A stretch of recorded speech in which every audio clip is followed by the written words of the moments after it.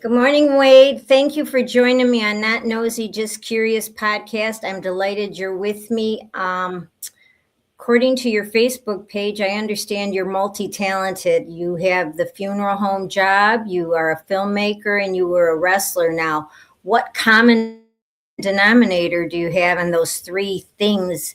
What motivates you to do these three extraordinarily different things? Well, to start with, it was always something that I loved as a child. I was very creative. I always liked writing. And then I also loved wrestling. I grew up watching wrestling, like watching Kane and The Undertaker and Mark Henry and all those guys. And it was kind of like something that like I always had a passion for because like when it come to wrestling, I remember when me and my brother Corinthian and my friend Jordan and my friend Cross, we were younger. We used to be wrestling out in the yard. But as far as being a filmmaker, I was into photography and writing and creating like cartoon characters and filming like family events and vacations and stuff of that nature. So I was always kind of headed in that direction. And when it came to the funeral business, it was something that I was kind of curious about as a child. Went to a lot of funerals. Also, I don't really call it like a near death experience, but I remember when I was younger, I almost drowned. And I remember as a child saying like I saw angels fighting in the water and things of that nature. So it kind of got me interested in that. So everything that I'm doing now is just stuff that's been with me since early childhood. So the one component on those three things, I noticed too, you're very spiritual and you're very grateful. Has that been a driving force in pushing you towards these different things? I mean, is there nothing off limits to you? Are you that curious that you'll attempt anything? Well, I wouldn't say that. I think I am a very spiritual person. Like I am a firm believer in God who created heaven and earth. I just, just trust however I'm led, and like I said, I think that a lot of the talents and skills that we have, I think that those come from God Almighty, and He gives it to us to hopefully use for good purposes, to help humanity and to not hurt it. And so, like to me, like everything that I'm doing, I pretty much think of it as a gift. I think of myself more as an artist more than anything. Like even from the way I dress, like I'm not a very lavish, dresser. I go according to how I feel. Hmm. Hmm. I can relate to that. I am definitely I definitely step out of the box. So and it's comfortable outside the box for me. A lot of people can't do that. Are you very comfortable outside of the box? Oh yeah, absolutely. Even like at home, sometimes I have like even when I do my podcast, like I have certain clothes that I choose to wear. Like I sometimes I wear my shirts a little more wrinkled. It's just I got my Mhm. own style. Look, Yeah, I mean, of no, course, when I go out, be a little more, a little more dressed up sometimes. But I just go according to how I feel. yeah, no, that's important. That's very important. Everybody has decided to be very mainstream and walk this line so that they don't get attention. You know what I mean? But if you're confident, which sounds like you're pretty confident, Wayne, it doesn't matter attention, right? Yeah, it doesn't really, it doesn't matter. Like I'm not a person that's like into fame or anything like that. Like I do believe in promoting yourself because that's what you have to do. Like, nobody's looking for you, but you make yourself available to the people who want what you have to offer. You don't really focus on those who don't. But like I say, fame and all this stuff is not really that important to me. Everybody is somebody. Right. That's a great Everybody is. philosophy, and it's a good point you make. People aren't looking for you. And you have to make yourself special enough to where they find you. Yeah. Um, do you? I mean, are you married with children? I am married, not with children, kind of more so on the separated side at the moment, but Mhm. that's a story for another day. But it's up and down. It's kind of like a roller coaster. Yeah, of course, of course. Any relationship is very hard and requires work. Now, the funeral home worker, what exactly do you do there? So I'll just start with this. So I'm actually currently in Illinois because every state Mhm. is different.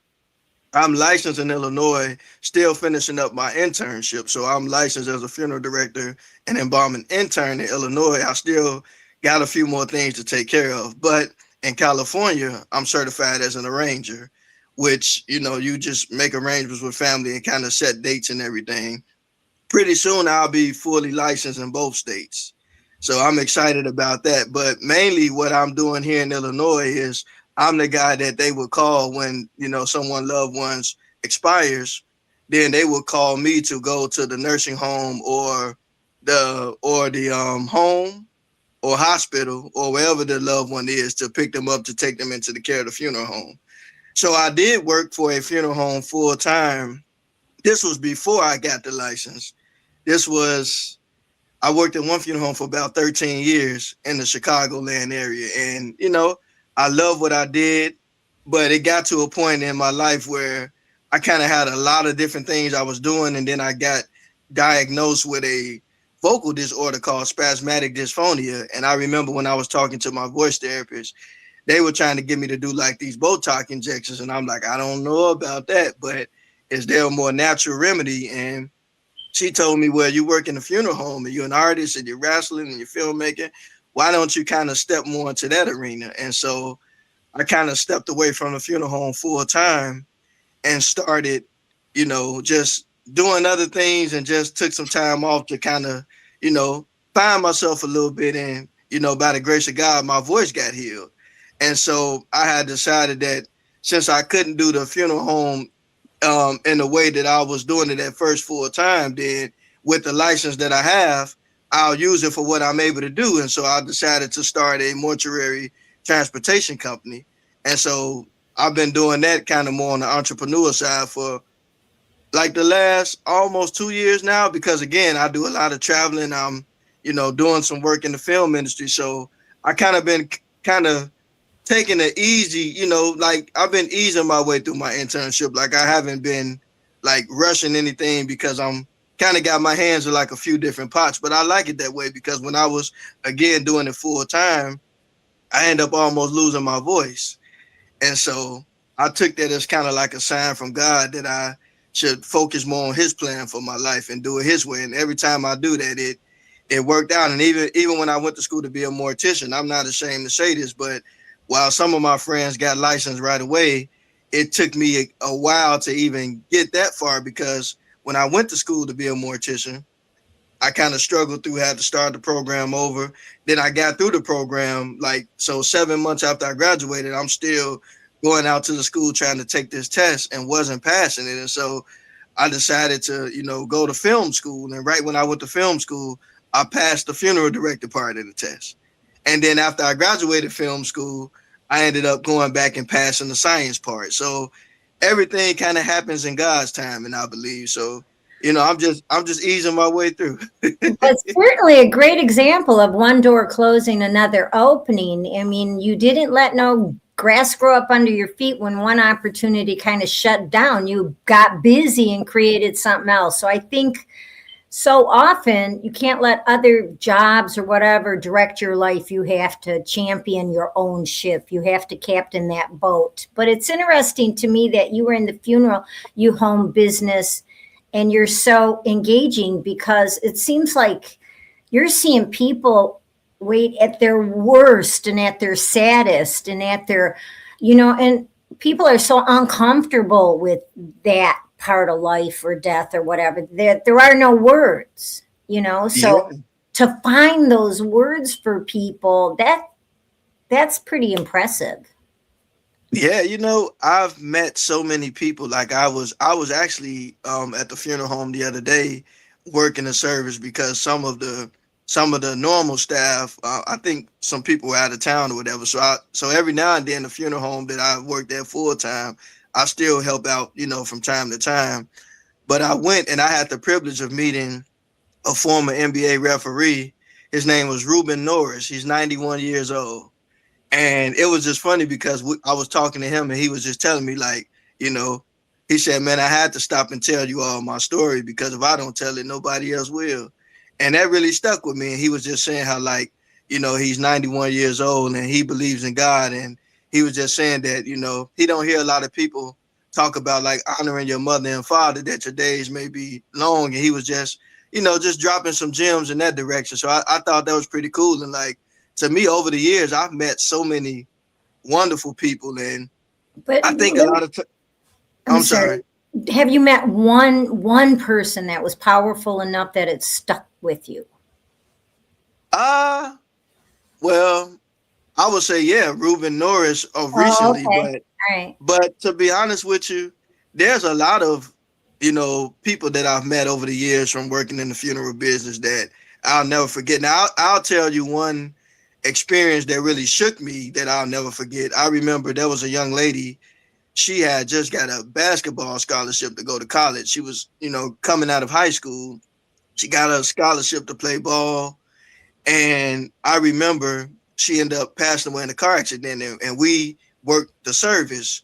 And I remember when we went to the church with the funeral director at the time, we were going there. We helped, I helped set up the flowers and, and things of that nature. And I remember when the family walked in, I didn't know this family, but I felt the grief, and Mhm. it was just something that when I went home, I just never went home the same after that. Like that really shook me up. So that kind of hit me in a way that I'll never forget. Are there different levels of grief? Yes, There I are. do I mean, believe. this one hit you so profoundly, and you were no stranger to grief. So, are there different levels of grief? I believe so because I think that every death hits people differently. Like we've all been on the side of life where we had loved ones or friends transition or co-workers or neighbors. And I would just say that a lot of times it hits you differently depending on your relationship with the person, you know? And it's just, I don't know, like every death kind of hits you differently. It's kind of a inexplainable or unexplainable feeling in a sense. So, you get a good read on people and how they address their grief based Yeah. on their relationships. Yeah, and that's the thing, and that's why like one of the things that I've learned from working in that business is to like not sweat the small stuff. Don't be envious of nobody. Don't be jealous. Don't hold grudges against people because time is a gift. Each day is a gift, and so it's not saying that we don't have moments where we disagree with people or we like everything that people do, but you can still have love in your heart for people and not because like I hear it all the time where people be like, man, if I just would have had one time to apologize or just and I tell you one other thing that stuck with me. I remember we did a service for this one family and the decedent's son, I was standing in the hallway talking to the guy, and that was his mom that passed. And 3 weeks later, I was pushing the casket in the chapel. When I opened up the casket, it was the guy that I was talking to. Oh, And it was just like it really just kind of just struck me because what I found out was that after his mother's service, he had a brain aneurysm and never recovered from it. oh God. So, you certainly try to practice all these positive, all this positive. It's a practice, it's something you have to do every day.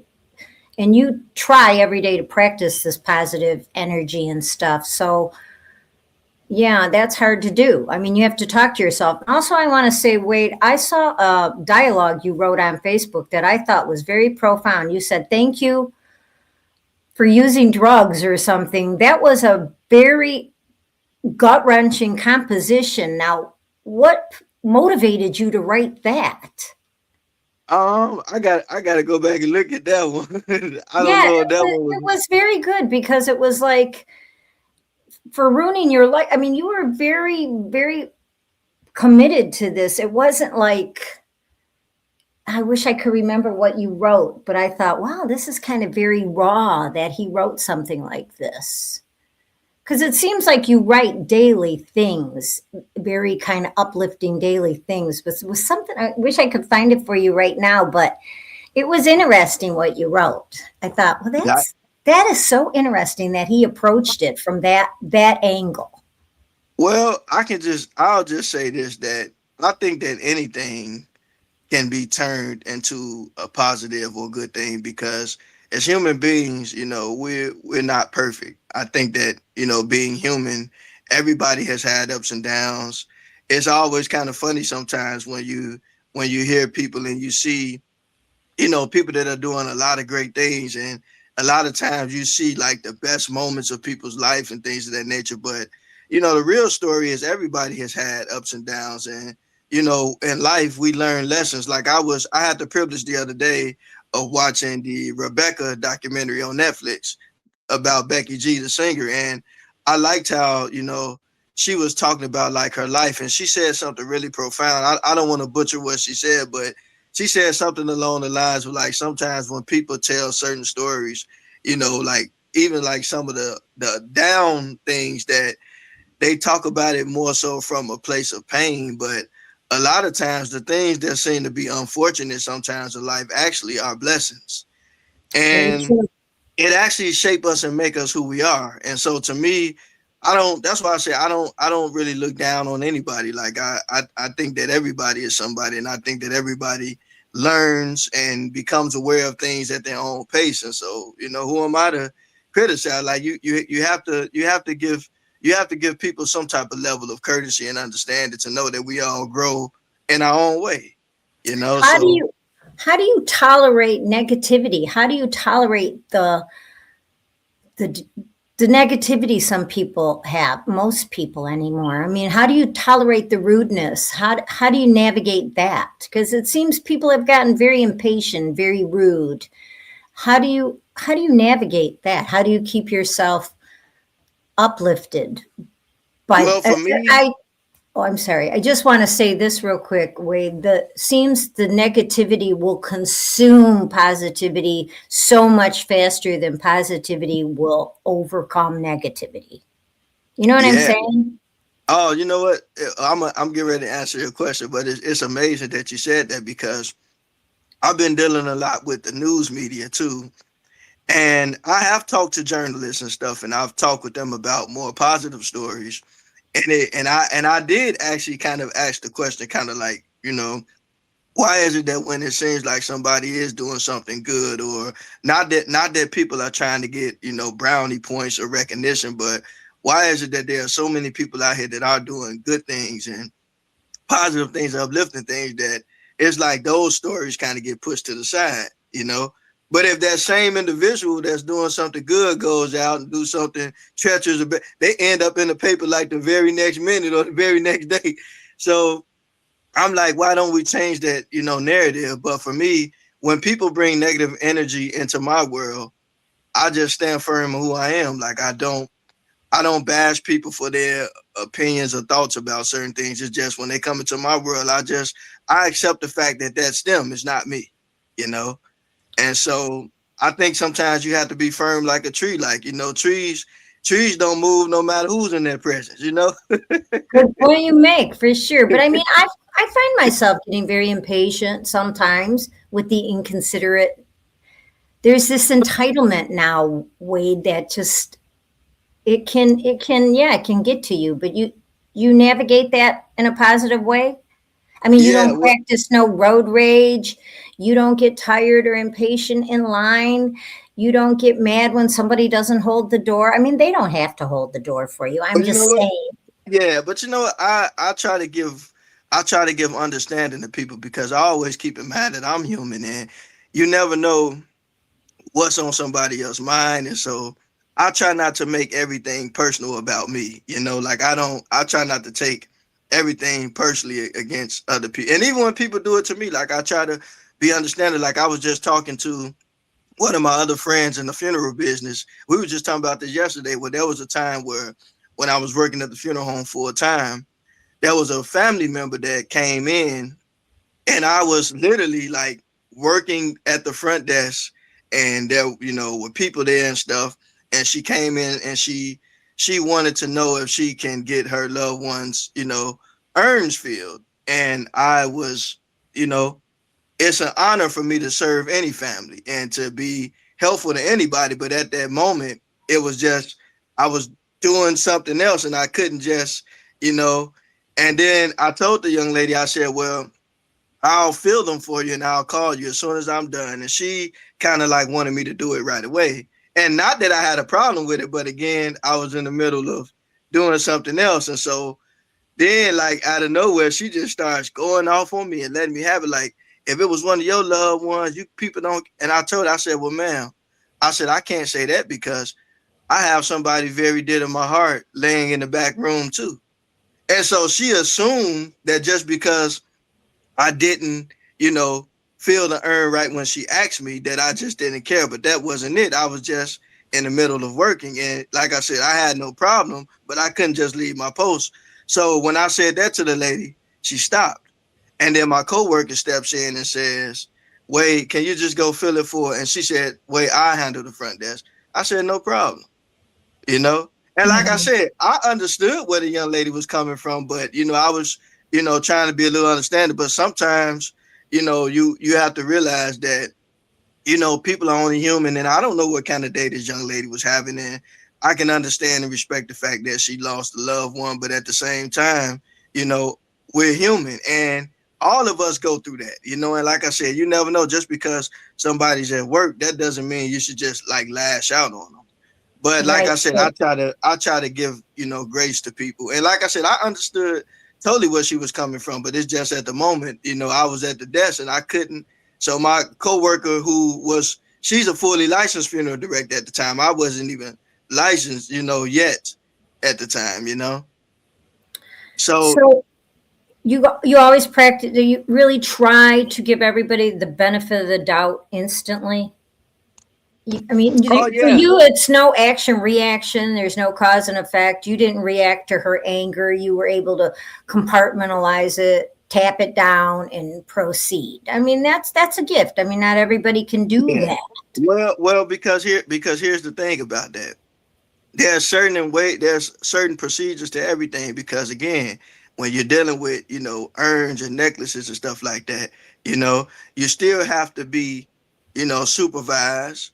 You still have to make sure that the funeral director is the one giving the family member their love. So it's like I said, it's, you're asking me to do something, but like I said, at the time I was on my post because again, I was working the front desk. And my Hmm. other coworker, who was fully licensed funeral director at the time, she's back making arrangements with family members. And so, like I said, it's not so much on me, but it's just at the moment I couldn't do that. But I ended up filling it for the young lady, and then the funeral director, gave her the paperwork and everything. But again, like I said, my whole thing is just that, hey, if I'm assisting and I'm helping, I'm not an octopus. You can't do everything. But Right, right. sometimes people don't.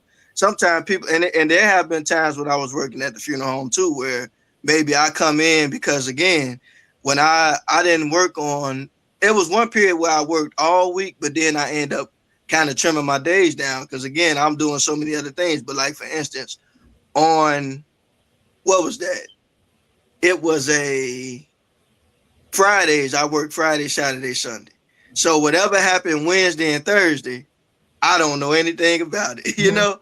And I Hmm. come in on Friday, and then sometimes you're getting people cussing you out for something that happened on Thursday. And like I said, I try to give grace. So, me, I'm pretty more because again, I understand from both sides because again, all of us have been there before.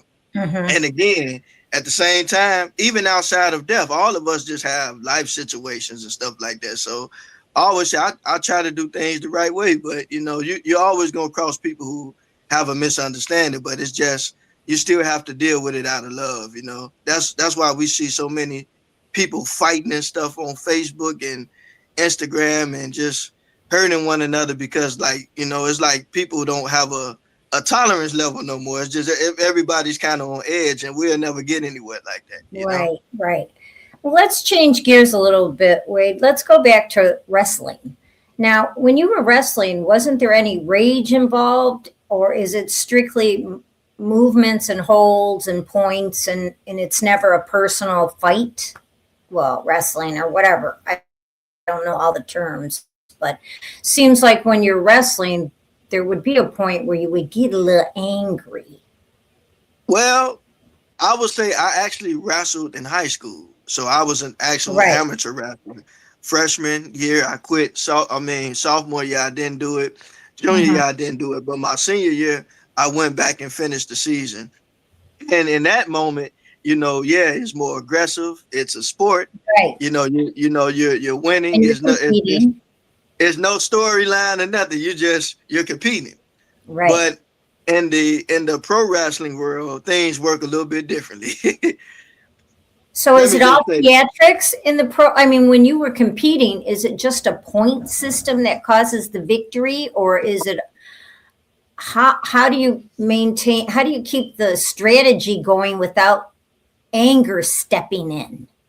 well, so in the pro wrestling world, I trained more as a hobby. Mhm.